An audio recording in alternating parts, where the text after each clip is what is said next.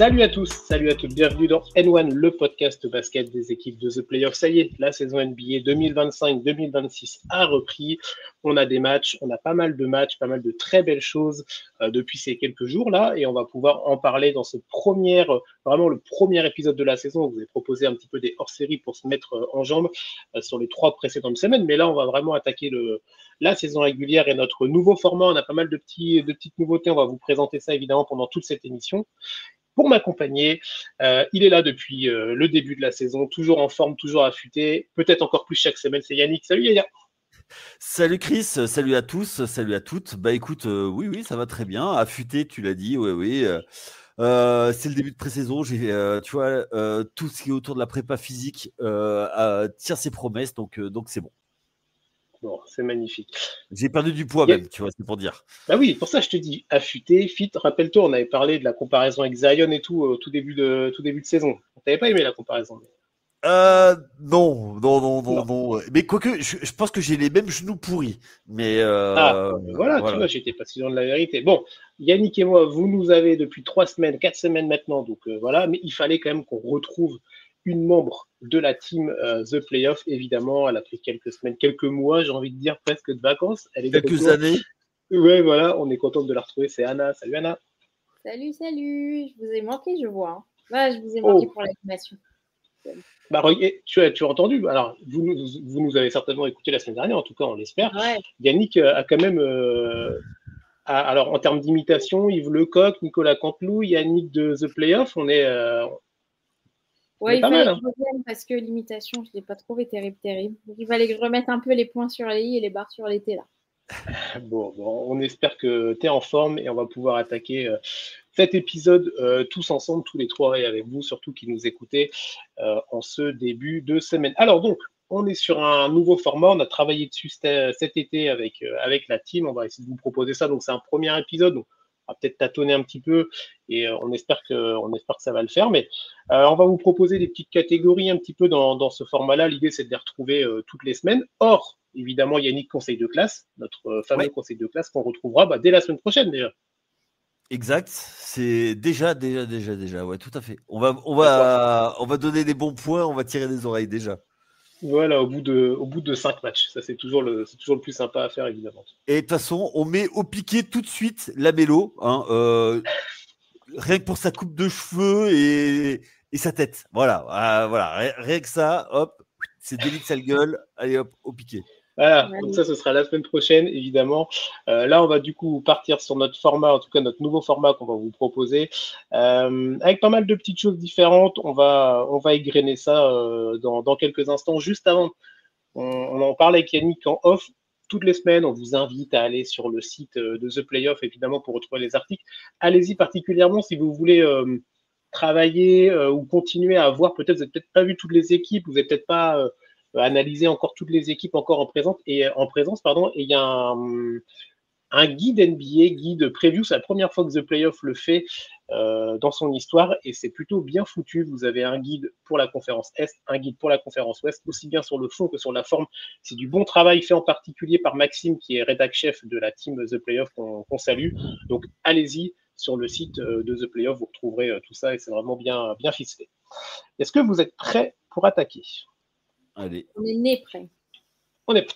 Allez, on y va. On va commencer avec du coup notre première petite rubrique. La première nouveauté, c'est le récap express. L'idée, c'est en quelques minutes de revenir un petit peu sur les faits marquants de la semaine précédente, donc de cette première semaine NBA. Un petit tour d'horizon, que ce soit collectif et ou des performances individuelles. On va commencer, si vous voulez, avec un petit tour d'horizon, peut-être en termes d'équipe. Tiens, Anna, ça fait un moment qu'on t'a pas eu à l'antenne, donc tu vas pouvoir prendre un petit peu la main là-dessus. Qu'est-ce qui t'a marqué sur ces premiers matchs, sachant que nous, on explique aux gens, on tourne, il est dimanche soir. Donc, on aura un petit décalage par rapport à la sortie qui aura lieu mardi. Oui. Déjà, les premiers matchs, d'une manière générale, je les ai trouvés plutôt agréables à regarder. Pas mal d'actions, beaucoup de highlights. On sait que c'est la mode de la NBA, là. C'est le trend qu'ils aiment bien prendre. Beaucoup de highlights, beaucoup d'attaques, beaucoup de belles performances. Et moi, j'ai un petit flop, mais qui n'est pas vraiment un flop parce qu'on s'y attendait un petit peu. C'est le début de saison des Celtics. Oh, comme par hasard. Bah tiens, bah quelle surprise. Ah bah écoute, tu me donnes la scène pour m'exprimer, je m'exprime. Dalida. Ouais, donc bon, c'est sûr qu'on s'attendait un petit peu à un début difficile de saison. Vu le calendrier, ça risque de continuer à être difficile. Donc voilà, bon, c'est un flop sans être vraiment un flop, si tu veux. Donc voilà, c'était le premier point que je voulais évoquer. Après, moi, il y a une performance que j'ai beaucoup aimée. C'est celle de Aaron Gordon lors du premier match donc de Denver. Et c'est une performance qui est un peu, c'est dommage, c'est passé un petit peu en sous-marin. J'en ai pas beaucoup entendu parler. Alors, j'ai peut-être pas tout regardé dans les médias, etc. Mais enfin voilà, je trouvais que c'était un peu passé inaperçu, un petit peu comme Denver de manière générale. Denver, Denver n'est pas un marché qui attire les spotlights. Hein. Ouais, c'est dans une défaite. Il faut aussi ignorer. Voilà, ouais, c'est contre Golden State, tu vois, donc avec la hype de Golden State en même temps. Donc, tu vois, bon, ok. Mais les 50 points, donc c'est son high. Son carrière high. Carrière, voilà. Donc voilà, c'était une performance. J'ai beaucoup aimé parce qu'en plus, c'était pas un truc où j'ai trouvé que ça rentrait bien dans le flow de l'équipe, si vous voulez. J'ai pas trouvé ça. Oh, encore, il a le ballon, il va shooter. Non, c'était plutôt smooth, quoi. Donc, j'ai bien aimé ça. Mais c'est un joueur smooth, hein. Hein? C'est un joueur smooth, hein, quand même. Ouais, carrément.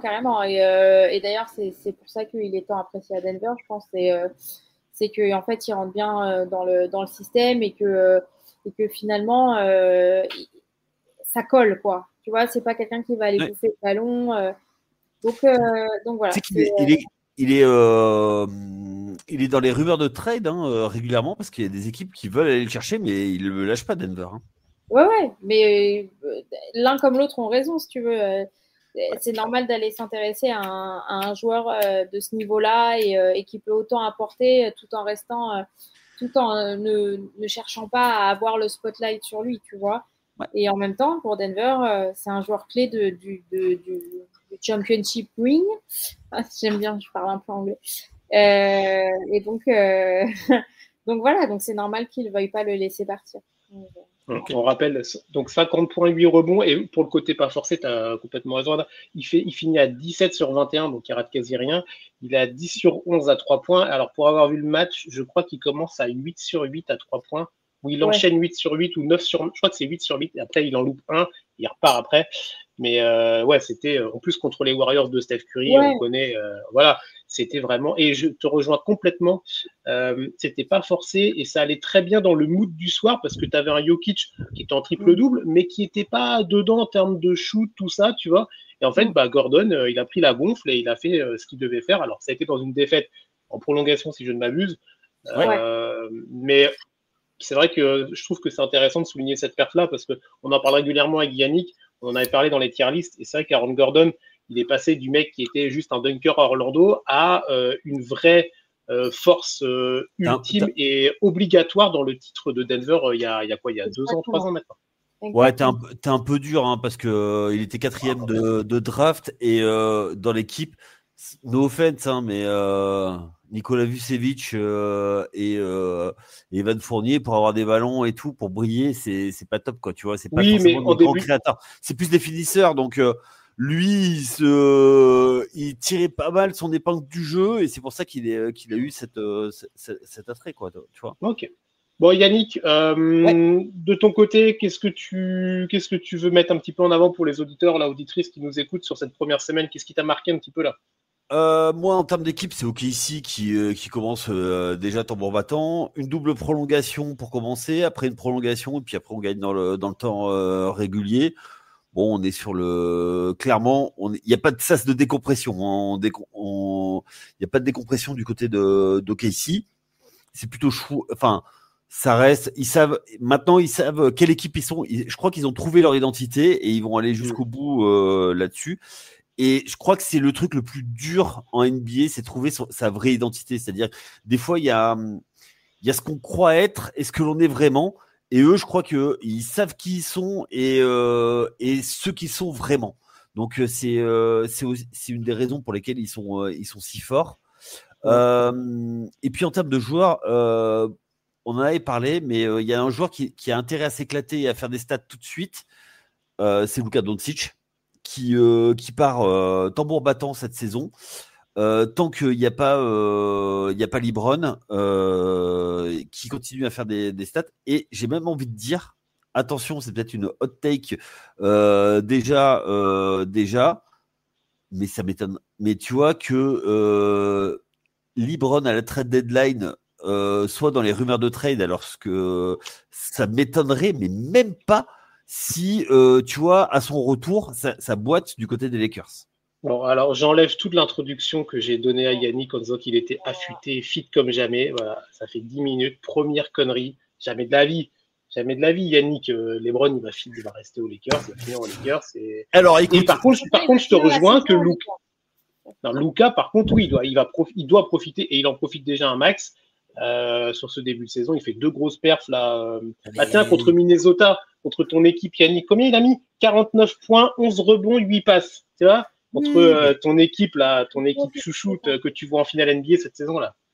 Oui, mais tu verras. Ouais, mais justement. Ah bah j'ai bien vu, ouais. Ouais. Bon, mais oui, Luka, ouais, t'as raison, mais il performe bien. Ouais, tu voulais dire Anna rapidement sur Luka peut-être ou il n'a pas le choix. Luka, il est obligé de.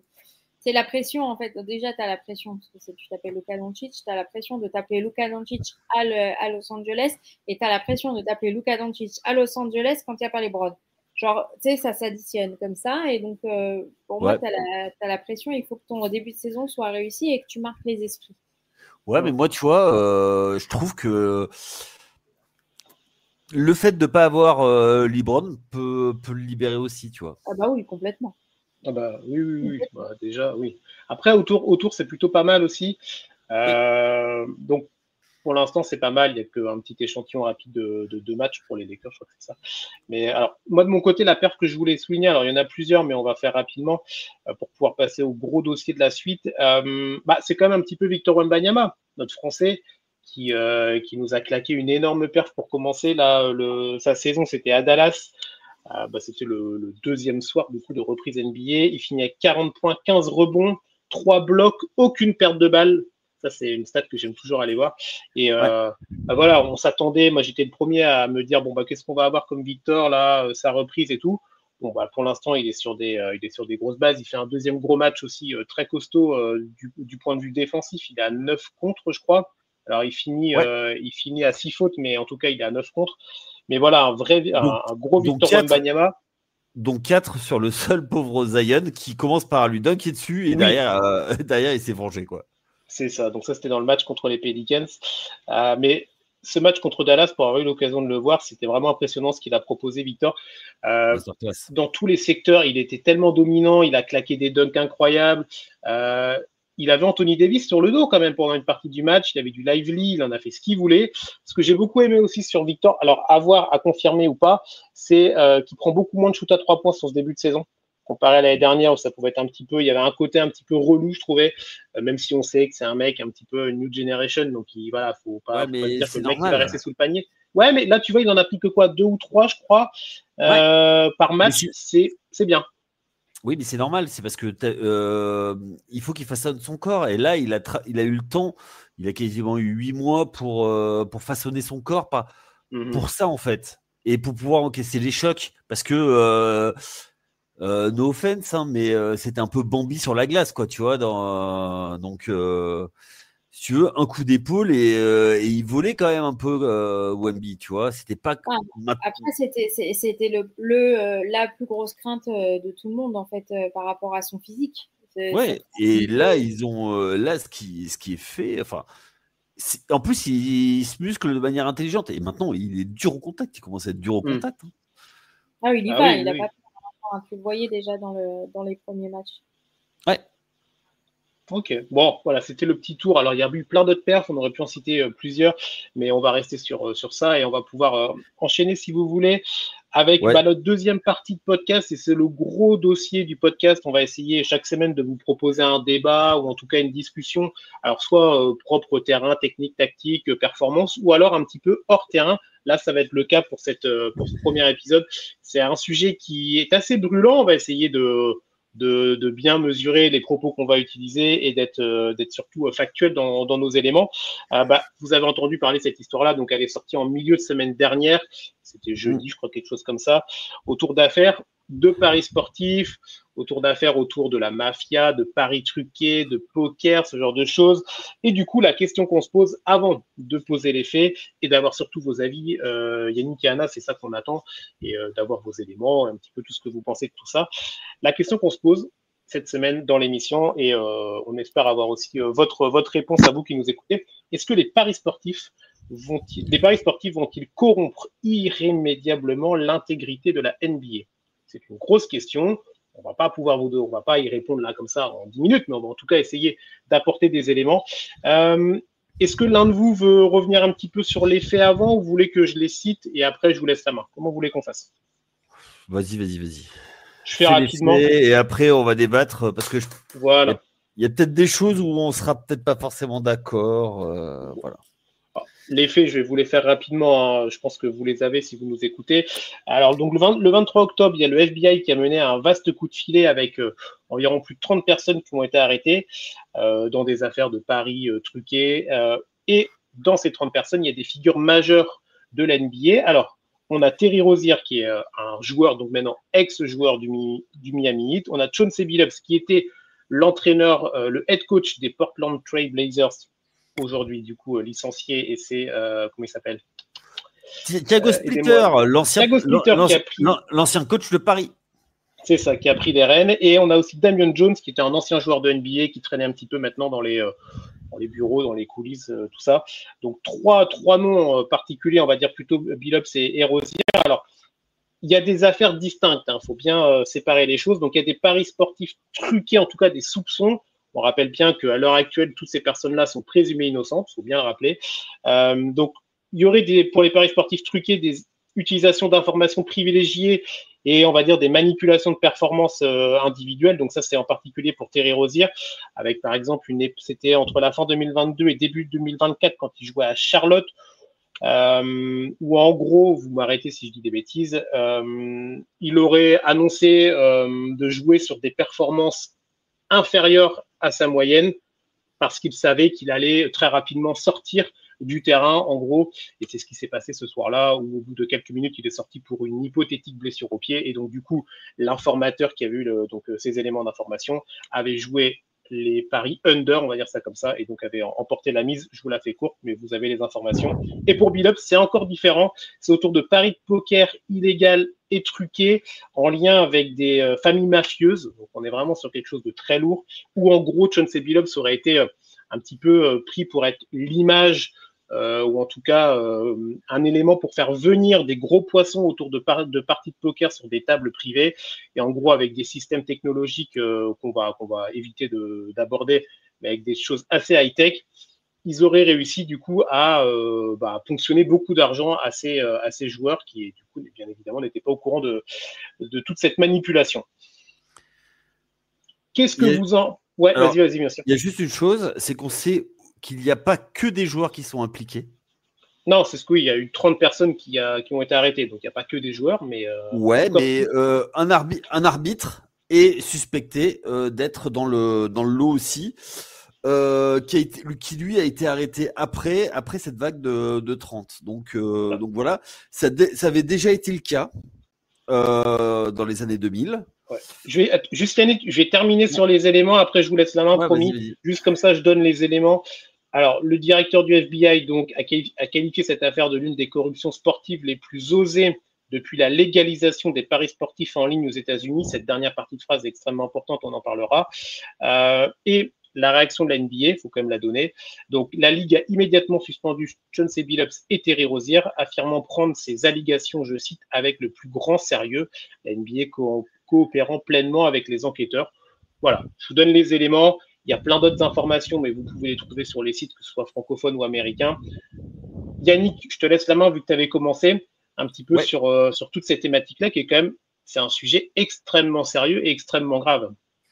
Oui, c'est un sujet dont la NBA parle souvent et savait qu'il y avait des choses, et c'est sa grande crainte. Mais j'ai envie d'élargir un peu le spectre, tout le sport en général. Depuis qu'il y a des sites de paris en ligne, ça arrive dans le sport. Et là, effectivement, que la NBA soit associée à ça, ça fait tâche. Et je pense que notre ami Adam Silver va frapper fort. Un peu, je pense que tu vois, on en a parlé cet été quand on était invité chez Coast to Coast. C'est que ça va être la même déflagration que Malice at the Palace. C'est quelque chose. On sait que les joueurs sont très parieurs. On savait qu'il y avait des choses comme ça. Il n'y avait jamais eu de scandale outre quelques cas. Malik Bisley, mais voilà, il y a un joueur l'année dernière qui était suspendu à vie. Il était encore, mais ça a relancé son enquête. Et voilà, en fait, si tu veux, ça remet beaucoup de choses sur la table. Est-ce que c'est surprenant ? Non. Moi, je suis pas du tout surpris par ça. Pour être un amoureux du sport, on sait que y a des joueurs qui, dans d'autres sports, hein, je ne parle pas que de la NBA parce que j'ai pas de preuves, on sait qu'ils ont pris des billets pour ça. Ça a été jugé et suivez mon regard du côté du handball. Maintenant, que la NBA le sorte avec la poule aux œufs d'or qui est la NBA, avec le contrat télé qu'il y a autour en termes de milliards, qu'ils n'aient pas pu l'étouffer, le scandale, c'est que ça doit être vraiment très très gros. Moi, j'attends de voir ce qui va se passer. J'attends la suite et quelle suite il va y avoir. Okay. Le problème, c'est en fait, il y a deux histoires. Il y a deux affaires dans lesquelles Chauncey Billups, en fait, il est impliqué dans les deux.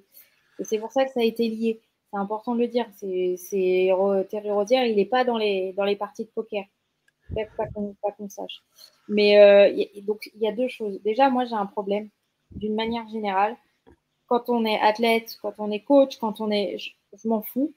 Quand on joue, c'est pour gagner. Je comprends le load management, je comprends tout ça. Je ne comprends pas ce côté, je me fais chier dans ma life alors que je gagne des millions, alors je vais parier encore plus. Donc, je comprends que c'est une addiction, je comprends tout ça. Ok, maintenant, je ne comprends pas que derrière, la NBA ait autant fermé les yeux. Pourquoi ? Parce que y a un moment où tu sais que les paris illégaux, si ça devient gros, si c'est à ce point-là peu contrôlé, tu sais à quel point ça peut partir en vrille. Et donc, en fait, je me pose des questions sur l'instance NBA d'une manière générale. Qu'est-ce que ça veut dire, en fait ? Ça veut dire que, OK, ils n'avaient pas les outils pour enquêter comme le FBI, ils avaient, etc. OK, pas de problème. Mais Terry Rozier, quand même, c'était il n'y a pas si longtemps qu'il a eu une enquête, il y a eu des choses, il avait donné son téléphone, etc. Tu peux pas me dire que là, ils n'avaient rien trouvé. Ils ont essayé de foutre ça sous le tapis pour ne pas ternir l'image si jolie de la NBA et obtenir les gros contrats, machin. Maintenant, aujourd'hui, qu'est-ce que ça veut dire ? Est-ce que ça veut dire que derrière, avec l'affaire de Chauncey Billups, par exemple, et ses liens à la mafia, c'est extrêmement grave, parce que c'est de l'extorsion, c'est de la corruption, c'est de l'extorsion d'argent, parce que derrière, ça va menacer les joueurs pour qu'ils payent les dettes, etc. C'est très, très grave. Et ça veut dire, est-ce qu'on va lui retirer son Hall of Famer ? Bah, moi, j'espère bien qu'on va le faire. Alors, attends, juste pour Thierry Rozier, par rapport à ce que tu disais, Anna, la NBA avait mené une enquête en janvier 2025. Donc, comme tu dis, c'est extrêmement récent. C'était dans l'année, là, tu vois. C'était pas il y a 3 ans, il y a 4 ans. C'était en janvier 2025. Et donc, ils n'avaient pas détecté de violation de règlement. En tout cas, c'était ce qui était ressorti de l'enquête de la NBA. Donc, quelques mois après, le FBI nous sort autre chose avec, en plus, sur une période qui était du coup antérieure et qui correspondait, parce que c'était en janvier 2025, l'enquête de la NBA, et l'enquête du FBI, c'est sur des paris en 2023. Donc, bon, on peut se poser les questions sur le sérieux, on va dire, de l'enquête NBA. Vas-y, Yannick. Moi, il y a plusieurs choses. C'est qu'effectivement, on sait qu'il y a toujours eu des liens entre le sport professionnel et la mafia. Et alors, d'après ce que moi j'ai lu, c'est que Chauncey Billups, il servait surtout d'appât.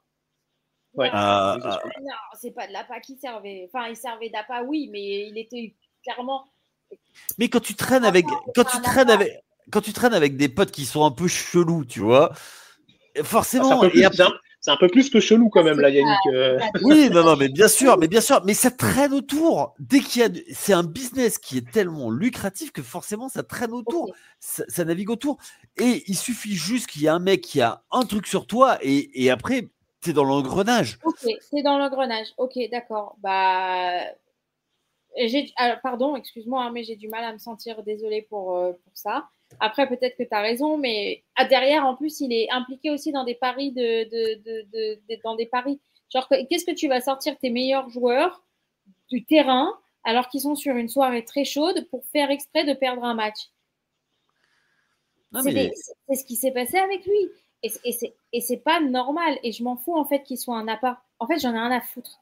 Parce que tu as un appât, parce que tu as déjà commencé à mouiller là-dedans. Si tu as déjà commencé à mouiller avec la mafia, bah déjà, tu as un problème. Désolée, moi j'ai du mal, j'ai de la peine pour sa femme, pour ses enfants, etc., pour sa legacy, comme on dit. Mais pour l'homme, désolée, moi j'ai pas, non, c'est non. On est sur notre canapé, on n'a jamais vécu ce genre de choses. On ne sait pas comment on réagirait, tu vois. Justement, il y a des mecs de la mafia, ils disent ouais, ok, tu vois, bah, moi je connais des enfants. Tu vois, ils vont à telle école, machin. Ça te dirait que. Ils vont pas venir vers toi de manière random, tu vois. Mais genre, bien sûr que si. Mais tu crois que dans les front office, il y a quoi? Tu crois que les propriétaires, c'est quoi? Ok, pas de problème. Mais c'est un autre débat, je pense. Mais la mafia, c'est famille de mafia. On voit la liste depuis ces quelques jours. On sait que David Stern, ils sont pas dans les franchises. C'est pas eux les propriétaires. Si, il y en a qui sont dans les franchises. Ils ont investi. Ils vont là où ça peut rapporter de l'argent. Et la NBA, c'est un super, c'est un super moyen. Je vais juste te dire un truc. On sait qu'il y a des histoires qui ont été mises sous le tapis avec David Stern, qui trempait dans les magouilles. On le sait. En fait, tu vois, genre, j'entends ce que tu dis. J'ai du mal à me dire que ça peut aller jusqu'à ce point-là d'extorsion d'argent, de corruption, En fait, je crois que c'est mon ego aussi qui en a pris un coup parce que je me dis, on me prend pour une conne. Et désolée, je dis les choses un petit peu comme je les pense.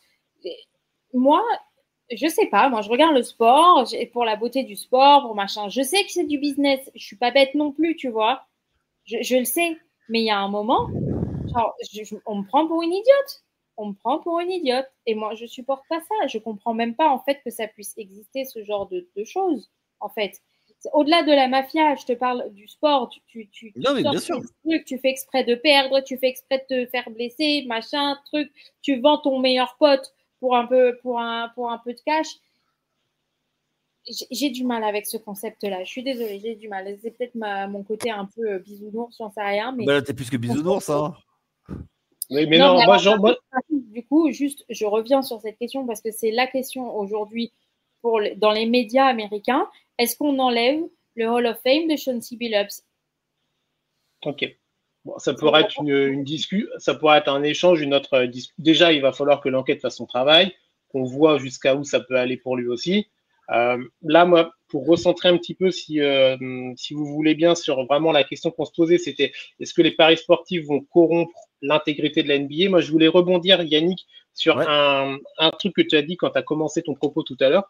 Et je suis pas du tout d'accord avec toi. Tu parlais de la réaction d'Adam Silver. Alors, différents éléments pour essayer d'aller contre ce que toi tu penses, même si je respecte ton avis, mais en tout cas, je ne le partage pas. Premier élément, la réaction de la NBA. Les réponses, que ce soit de la Ligue ou de Adam Silver en particulier, sont vraiment très laconiques. Alors, il y a une enquête en cours, donc ils ne vont pas sortir des dossiers, mais je trouve qu'il a vraiment fait le minimum syndical. Il aurait peut-être déjà pu montrer une plus grande force de persuasion et un plus gros je vais vouloir taper du poing sur la table dès la phrase, dès sa déclaration officielle. Ça n'a pas vraiment été le cas.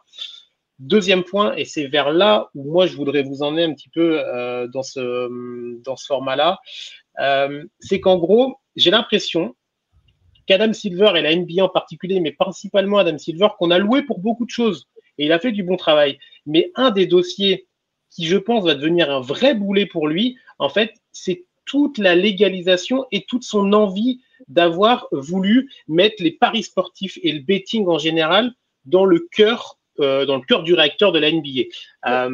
Il y a des partenariats qui ont. Attends, il y a des partenariats qui ont été signés. Quand vous allez sur. Alors, je crois que c'est un peu moins le cas aujourd'hui, mais il y a eu des périodes où, quand vous alliez sur le League Pass, vous pouviez, quand vous regardiez le match en direct, cliquer depuis votre PC, votre tablette, ce que vous voulez, pour aller parier sur des sites de paris sportifs qui sont en lien avec la NBA, qui sont en partenariat. Donc, excusez-moi, pour inciter les gens à parier en direct, on sait très bien que le côté humain et le côté réaction à chaud en live est toujours différent de quand on parie. Quand on veut parier ou pas parier quand le match n'a pas lieu. Quand vous regardez ne serait-ce qu'un match NBA, vous avez tout le temps, en début de match, pendant les matchs, vous savez, les petites incrustations over-under, machin va marquer tel nombre de points, ou alors win probability. Et en fait, tout ça, c'est Adam Silver, en fait. C'est lui qui a décidé de signer ces partenariats qui sont certes très lucratifs, mais quel exemple, en fait, ça montre? Ça montre qu'en gros, je trouve que moi, le lien et la frontière et la ligne rouge entre le pari sportif et l'intégrité du sport, je trouve en fait qu'Adam Silver, il a presque passé le pied en fait de cette ligne rouge-là. Et là, j'ai l'impression qu'il y a un peu un revers de médaille et qu'il va s'en mordre les doigts, j'en sais rien. Mais pour moi, en fait, la NBA va peut-être se prendre soi-même les pieds dans son propre tapis, en fait. En fait, je pense qu'il y a deux choses. Déjà, les paris sportifs aujourd'hui, c'est quelque chose qui existe. Hein. On le voit, nous, de notre côté, d'une manière générale, dans les médias, dans tout ça. Les sites de paris sportifs sont ceux qui, en fait, ramènent le plus d'argent dans les médias et qui permettent de survivre. Ça, c'est une chose. La deuxième chose, et donc, du coup, forcément, et quand tu vois l'argent, tu y vas et tu fais ça. Et le fait, en fait, d'apporter une sorte de légalisation des paris sportifs, en fait, dans l'esprit, ça dit, OK, maintenant, on vous donne une plateforme pour faire vos paris sportifs. Ça va vous calmer du côté des paris illégaux. Tu vois, tu vois ce que je veux dire? C'est le côté t'autorise pour que tu n'aies plus besoin d'aller voir sur le marché noir. Et ça, le problème, c'est que derrière, si tu ne régules pas et si tu essayes d'étouffer les problèmes de toujours cette illégalité, c'est là où ça va t'exploser en pleine tête. Et il y avait une opportunité pour la NBA ces derniers mois, avec l'affaire Terry Rozier, de dire, OK, hop, on stoppe tout, on a ce côté-là, on a déterminé qu'il y a un problème, on fait ci, ça et ça et ça pour le régler. Mais ça n'a pas été fait. Moi, en fait, je suis pas sûr que le vrai problème, le fond de l'affaire, soit les paris réguliers. C'est les paris cachés derrière ou qui se font complètement sur le marché noir. En fait, bien sûr, c'est deux choses différentes. Mais le fait déjà, en termes de ligue, d'avoir dans ton image globale des partenariats avec des sites de paris sportifs, je trouve que tu vois, tu joues avec une frontière qui est mince, en fait, tu vois. Ah non, mais je suis d'accord. Mais sauf que, en fait, c'est pourquoi? Parce qu'ils savaient très bien qu'il y avait des paris clandestins, que un match de saison régulière au fin fond, enfin, tu sais très bien qu'il y a des mecs qui parient et ils touchaient pas à la NBA. Eux, ce qu'ils veulent, c'est toucher, hein. C'est une ligue commerciale. Donc, ils ont ouvert les paris légaux aux États-Unis, un peu comme nous en France il y a quelques années. Et c'est tout, en fait. Moi, je trouve que, enfin, pour moi, c'est pas le problème. Moi, le vrai problème, c'est les mecs qui, effectivement, touchent des billets à côté pour donner des infos, y compris les arbitres, les coachs, les arbitres et les joueurs pour pas se donner à fond. C'est ça le vrai problème. Pour moi, il est là le vrai problème. C'est comment on protège les joueurs de ça. C'est tout. Et tu vois, dans tous les sports, il y a des soucis. Ok. Alors, juste du coup, pour finir sur le débat, parce qu'on pourrait faire très longtemps, mais on a d'autres choses aussi qu'on voudra Pardon, aborder, des choses un peu plus légères. pas que les Vas-y, joueurs. Anna. C'est pas que les joueurs. Non, parce que vous en parliez tout à l'heure, il y a un arbitre aussi qui s'était fait gauler. Ouais, Alors, aussi le coaching staff, etc. C'est pas que les joueurs qu'il faut sensibiliser. non, après, les joueurs, tu as un côté tête de gondole et tu vois, tête d'affiche, mais c'est clair que les arbitres et tous les membres du staff et les assistants, tu vois, des gens qui ont des informations un peu en sous-marin parce qu'ils sont dans les staffs et c'est un très très vaste sujet. On a voulu l'aborder là. Moi, je vais juste vous demander de répondre quand même juste rapidement à la question en quelques secondes. Après, on va enchaîner sur quelque chose de plus léger pour reprendre la question de cet épisode. Est-ce que les paris sportifs vont corrompre irrémédiablement l'intégrité de la NBA et peut-être même, Yannick, tu as raison, du sport en général? La crédibilité, en tout cas. C'est mal parti. On va voir. Il y a une enquête qui sera faite. Ça se trouve, ça va retomber comme un soufflet. On verra bien. Enfin, pour l'instant. Donc, toi, tu penses plutôt quoi? Globalement, tu penses que ça va vraiment casser, comme tu dis, un peu toi, ta magie en tant que spectatrice et supportrice de sport? Ouais. Clairement, ça a un peu. Toutes les affaires de paris illégaux, etc., ça avait déjà abîmé. Mais là, à ce niveau-là, et avec une telle organisation, une vraie mafia de paris illégaux, si tu veux, moi j'ai un problème avec la crédibilité de la NBA actuellement. Donc, le fait que Adam Silver soit appelé à parler devant le Congrès, ouais. Tu vois, déjà, je pense qu'on va y voir un peu plus clair. J'attends de voir en fait l'enquête en elle-même. Pour l'instant, je suis énervée. Voilà. Ok. Et toi, Yannick? Moi, je suis. Ça va rien changer pour moi en fait. C'est juste une histoire de plus. Il y a toujours eu des histoires par rapport à ça. Il y a même eu des sanctions déguisées visiblement. Pour moi, ça va rien changer. Et un fait divers pousse un autre fait divers. Il y en aura d'autres ailleurs qui vont éclipser ça.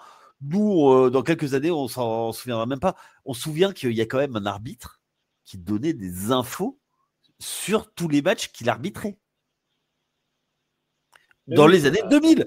C'est dans les années 2000. Et ouais. Parle-en, demande aux Kings. Il avait dit qu'il n'était pas le seul. Et pourtant, c'est le seul qui a été puni. Mais bien sûr, mais bien sûr. Mais il faut surtout pas punir. En fait, tu punis celui qui parle. C'est toujours comme ça. Bon, en tout cas, voilà. On vous laisse aussi avoir votre propre avis, votre propre opinion. Et on va attendre que l'enquête continue. Il y aura peut-être d'autres éléments qui vont sortir très certainement. Mais c'est clair qu'il y a un côté un peu une affaire en chasse une autre en ce moment dans ce début de saison NBA. Et du côté des Clippers et de Kawhi Leonard, on ne doit pas être mécontent non plus de plus trop parler de toutes ces histoires-là. Les contrats fictifs à côté. Voilà, oui, c'est voilà. Les contrats fictifs, on me prend aussi pour une idiote, mais si tu veux, c'est une histoire d'argent entre eux, ça me dérange moins. Bon, mais bon, c'est vrai que pour l'instant, c'est vrai que heureusement qu'on a des beaux matchs en NBA et une belle saison régulière qui débute parce que c'est vrai qu'à côté, ils ont intérêt, tu vois. Il y a des consignes données aux arbitres pour allez, ça joue et c'est ça. Voilà. Allez, tu donnes des lancers francs à chez Gilgeous Alexander et c'est bon. Allez, on y va et on discute de ça. Oh, allez, voilà. Attends, mais si, on a pris combien au dernier match? On a pris 26, je crois encore. 26 matchs d'ouverture. Ah, c'est bon. Bon, allez, on fera. C'est pour que Elliot fasse de belles photos avec son téléphone. Pour lui. Voilà, ben oui, Elliot. Il a dit lui-même. C'est vrai. Allez, on va partir sur quelque chose de plus léger. On essaiera chaque semaine du coup de vous proposer une question comme ça autour de l'actualité de la NBA. Il y a tellement de choses à aborder. Ce sera peut-être un peu plus léger aussi les autres semaines. On verra, c'est surtout. Est-ce que Boston est le plus grand tricheur de toute l'histoire? Oh, ça suffit. Allez. On en a déjà parlé en off, alors arrête. Ça suffit. Bon. Allez, on enchaîne avec notre on va décliner un petit peu sur du plus léger. Et alors, du plus léger. Oui et non, c'est quand même très sérieux ce que je vais vous proposer maintenant. Dans notre rubrique Culture Basket, toutes les semaines, on va vous proposer un quiz. Quiz hebdomadaire avec évidemment, on va parler de l'histoire NBA, des stats, de l'actualité, de ce qui est sorti. Alors, évidemment, Yannick et Anna ne sont pas au courant ni des questions ni de la thématique. Ça serait sinon trop facile. J'ai ma petite feuille, évidemment. Ils ne savent pas. 3 questions. À chaque fois, 1 point. Et du coup, attention, c'est quand même important à noter parce que là, c'est la première émission de la saison vraiment de cette nouvelle mouture. Pour les gens qui nous écoutent, on va essayer de faire ça chaque semaine, évidemment. Et à la fin de la saison, on va compter les points et on va, alors je sais pas, on n'a pas encore décidé, mais on fera peut-être un petit trophée ou un petit diplôme, tu vois, à celui ou celle qui aura remporté le quiz N1 quand même. Ouais, tout à fait. Et comme ça, on t'appelle Chris Le Perse. Allez, vas-y. Eh ben, très bien. Allez, très bien. C'est pas un 4 à la suite, mais c'est un 3 à la suite. Du coup, j'ai 3 questions pour vous. Alors, la thématique. Tout à l'heure, on parlait des performances là, de la semaine qui nous ont marqué. Vous avez cité plein de joueurs. Alors, il y en a un qu'on n'a pas cité. Moi, que j'avais noté parce que j'ai eu l'occasion de regarder les 2 matchs. Et en plus, pourtant, c'est une équipe qu'on aime bien tacler avec Yannick.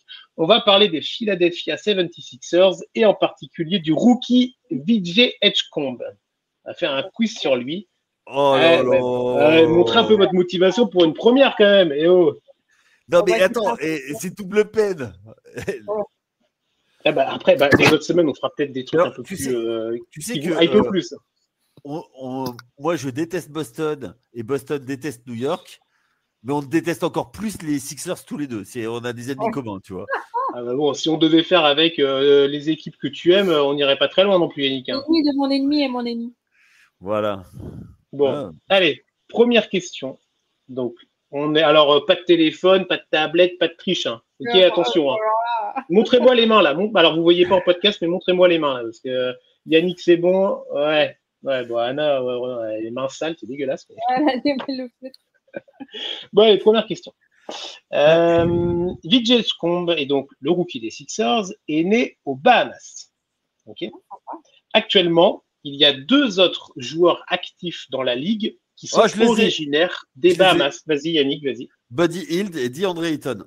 Oui, monsieur. Bien joué. Yes. Yannick. Allez.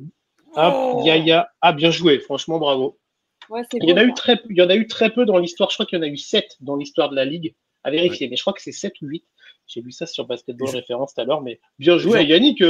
Comme ça, ligne droite. Hein. Ah ouais, j'en profite pour faire un bisou à Riyad. Je crois qu'il y avait le père de Klay Thompson, Michael Thompson, qui était originaire des Bahamas. J'ai cru qu'il allait nous sortir une dinguerie là, mais bon, ça va, c'est Rihanna. C'est bon. Ok, bien joué. Première question, les 2 points pour Yaya. Alors, et juste, tiens, pour l'info, donc cette saison, il y a quand même 135 joueurs internationaux et qui sont répartis sur 43 pays. Je crois que c'est un record ou record égalé. Donc, vraiment, on parlait de l'internationalisation de la Ligue depuis des années. C'est encore le cas avec 19 Français en particulier. Deuxième question sur le thème Vijay Edgecombe. Alors, lors de son premier match contre Boston, tu l'as vu, Anna. Je me rappelle pas. Il termine avec 34 points. 34. Ouais, 34 points. C'est un record de points pour un premier match en carrière pour un rookie, mais depuis qui? Ah, depuis qui? Eh oui. Alors, ça date. Hein. C'était il y a très longtemps. Oh. Et du coup, la dernière fois qu'un mec avait fait mieux. C'est pas Allen Iverson? C'est faux. Ah bon? Non. Au moins 34 points? Ouais. Le dernier rookie qui, dans un premier match, a claqué au moins, du coup, 35. Alors, il en a claqué, je vous donne un indice. Il en a fait beaucoup plus. Il en avait marqué 43. Oh, 43? Ouais, je vous donne un autre indice. C'était Elgin Baylor? Non, c'était à la toute fin des années 50. Mais vraiment toute fin. À toute fin des années 50? Ouais, c'est une légende. C'est une légende. Toute fin des années 50. Bob Cousy? Non, il est avant. Bob Cousy, c'est d'avant. Bob Cousy, c'est les années 50. C'est Billy? Non. Vous êtes dans le range, mais c'est pas ça. Non, pas Rick Barry, c'est plus tard. Non. Son prénom est composé de 4 lettres. Voilà. Oh là là. Quand même. Non. La première lettre est en fin d'alphabet. Oui. Zion Williamson. Mais oui, vas-y Anna, t'as dit quoi? Will Chamberlain. Mais oui, c'est ça, c'est Will. Oh, putain, mais bien sûr que c'est Will. Allez, j'y ai pensé. Bien joué. C'est Will. Ben oui, de toute façon, quand il y a des records de points, il est jamais très loin quand même. Jamais loin. Donc c'est Will, 43 points en 1959. Donc depuis, on va dire. Tu vois, donc depuis les années 60, en gros, tu n'avais jamais un rookie qui avait claqué une si belle perf, du coup, que Vijay Edgecombe contre Boston. Très beau match qu'il avait fait en plus. C'était plutôt sympa ce qui est proposé. Troisième et dernière question. 34 points au premier match, 15 points lors du second contre Charlotte. Là, c'était il y a la nuit dernière pour nous. Donc, il termine avec un cumul de Yannick, 34 plus 15. 49. Ah oui, okay. Il a hésité en plus. 49 points. C'est un record de points marqués sur les 2 premiers matchs pour un rookie des Sixers. Qui avant lui avait la meilleure marque pour un rookie au bout de 2 matchs? Un rookie des Sixers. Embiid? Non, c'est faux. Bah, si c'est pas lui, j'ai l'autre. Je peux répondre encore? Ouais, bah vas-y, si il ne veut pas répondre. La réponse, Allen Iverson? Ouais, c'est ça. Est-ce que tu aurais l'année à tout hasard peut-être? Ah, c'est année rookie du coup. C'est 96. Ouais, c'est ça. 96-97. Et du coup, alors, est-ce que vous aviez le 2? Alors, le deuxième est plus compliqué. Alors, le deuxième, c'était l'année d'avant Allen Iverson. C'était dans la saison 95-96. Et donc, un rookie des Sixers dans cette année-là qui avait claqué, du coup, lui, 42 points lors de ses 2 premiers matchs. je saurais pas. Ah non. C'est plus dur. Attends. 95. Jerry Stackhouse? Joli. Alors, il n'y a pas de point parce que la question c'était que sur celui d'avant, mais franchement, non, bravo. Ah, joli. Franchement, Yannick, premier quiz, tu m'impressionnes. Hein. Ah non, mais là, tu vas dans les catacombes, c'est pour moi, vous les jeunes. Oui, LeBron, machin. Mais non, voilà. Quand on parle de vrais joueurs, voilà.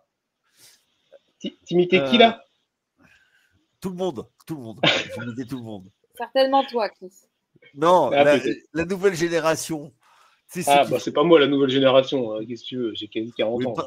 Et par rapport à moi, tu es jeune. Ah oui, bah oui, on est toujours plus jeune ou plus vieux que. Bon, en tout cas, ça fait quoi? Ça nous fait 3 points. Franchement, tu mets le scoring haut pour ce premier quiz. Déjà, la semaine dernière, on avait fait un quiz où il y a 2 semaines, Yannick, c'est un petit peu avant. La semaine dernière. Ouais, tu t'étais bien débrouillé, hein, franchement, pas mal. Bon, il comptait pas. Oui. J'aime bien l'histoire. Bon, du coup, on va essayer de corser un petit peu ça pour la semaine prochaine. Alors, je vais faire un doctorat en histoire de la NBA. Moi, j'ai. Ouais. Non, franchement, pas mal. Bon, voilà. Donc, on note les points et on verra ça au fur et à mesure des semaines, évidemment. On va enchaîner et terminer, si vous voulez, avec un petit peu l'agenda ou les choses qu'on veut observer, qu'on veut voir et surtout qu'on vous proposer de regarder et de noter peut-être dans vos agendas pour la semaine à venir. Là, chacun, on a pris un petit peu un match ou ce qu'on appelle un must-watch, quelque chose qu'on a un petit peu coché dans notre calendrier. Tiens, Yannick, je te laisse la main vu que tu as gagné ce premier quiz. À toi l'honneur du match que tu vas suivre avec intérêt et on essaye de faire rapide pourquoi on regarde en 1 ou 2 minutes pour pouvoir enchaîner. Simple, Nuggets, Wolves, les Nuggets parce que c'est une équipe qui est intrigante, qui va passer au révélateur des Wolves et savoir si les Wolves confirment leur playoff de l'année dernière et puis n'ont pas de retard à l'allumage et puis je suis dans le wagon hein, Wolves hein, donc voilà. Après j'ai d'autres matchs sous le coude mais je vous en laisse quelques-uns. T'as celui-là, c'est quand t'as les horaires tout ça devant les yeux ou pas? J'ai pas mais c'est mardi soir je crois, c'est mardi de mémoire. Ok. Donc début de semaine pour toi Yannick. Ton match à 9, t'en as sélectionné un peut-être qui t'intéresse plus qu'un autre? J'en ai deux en réalité. Bah oui. Évidemment. Je fais jamais tout comme les autres. On sait bien. Parce qu'il fallait bien prendre un match de Celtics. Ce sera celui de la nuit de mercredi à jeudi contre les Cavs. Si vous pouviez gagner celui-là. Donc tu supportes encore moins Cleveland que Boston du coup Yannick? Mais c'est une équipe. Oh là là. Non mais de toute façon, l'Ohio, c'est un état, ça sert à rien. Il y a rien là-bas. C'est le néant. Et Donovan Mitchell. Bon, mais voilà. Il y a la ville d'Ekron. Il y a la ville d'Ekron, Yannick. Oui. Oui. Bon, vas-y, Cleveland, Boston. J'ai ça et j'ai un petit Nuggets Portland. Ok. Dans la NBA Cup, ouais. Ah, ça, c'est pour Denny. Évidemment, on n'avait pas fait les 2 minutes réglementaires sur Denny Avdia. Donc, voilà, exactement. C'est exactement pour les minutes réglementaires de Denny Avdia. Je suis le fan club, la seule. numéro 1 de Denny. Et en fait, nous, on est dans le déni. Ouais. Je me dis encore plus que cette année, c'est son année. Surtout, j'étais toujours surprise l'année dernière mais il y a eu plusieurs matchs où j'étais surprise de le voir sortir dans les dernières minutes alors qu'il était chaud. Et là, ça sera a priori pas le cas cette année, donc je suis plutôt contente et j'ai envie de voir ce que ça donne. Et je pense que Portland contre les Nuggets, c'est plutôt un bon test. Je pense pas que les Portland gagnera le match, mais je veux voir comment ça va se jouer. Et puis un petit dernier, parce que j'aime bien ça, c'est le Lakers Wolves qui va se refaire. Là, je sais plus quelle date c'est, jeudi soir. Ouais. Donc voilà, ça c'est plutôt sympa côté Ouest. Ok, bon, pas mal. Lakers Wolves, il y a déjà eu du coup un match en tout début là, avec une grosse perte de Luka en particulier. Et pour moi, alors du coup, alors, étonnamment, alors ce sera pas souvent que je cite ces deux équipes là dans les matchs à surveiller, mais moi ce que j'ai pris c'est Boston à Philadelphie. Ah oui, alors, tiens. Ouais, ça m'arrache un peu la gueule de le dire, mais j'ai regardé le premier match et j'avais trouvé ça plutôt pas mal. Il y a eu la perf de Edgecombe, il y avait Tyrese Maxey qui avait claqué 40 points aussi, je crois, dans ce match-là. En plus, t'en parlais, ça sera dans le début de la NBA Cup. Alors bon, la NBA Cup, c'est pas pour l'intérêt que j'en ai, mais alors il y a les parquets qui sont sortis. Alors le tien, il a l'air pas trop déconnant. Non, il est pas trop fluo. Il n'est pas trop fluide. Ouais, je crois que les Lakers, il est horrible encore une fois. Mais bon, ouais, donc ce Boston-Philadelphie, match revanche un petit peu. À voir. Moi, comme je disais avec Yannick dans les épisodes tier list qu'on a fait, on attend beaucoup de voir autour de Brown. Alors là, je crois que sur les fins de semaine, il est un peu questionable, probable, là, tout ça. Donc hamstring, il a les ischios qui sifflent. Hein. Qui siffle un peu, ouais. Bon, alors nous, on rappelle, on tourne dimanche, donc ça aura peut-être été bougé d'ici là. Donc c'est dans la nuit de vendredi à samedi, c'est à minuit. Donc en plus là, avec le changement d'heure, tous les matchs ont lieu 1 heure plus tôt pour nous en France. Donc ça, c'est plutôt cool. Jusqu'à dimanche, ouais. Jusqu'à dimanche prochain. Donc voilà. Donc, match plus tôt.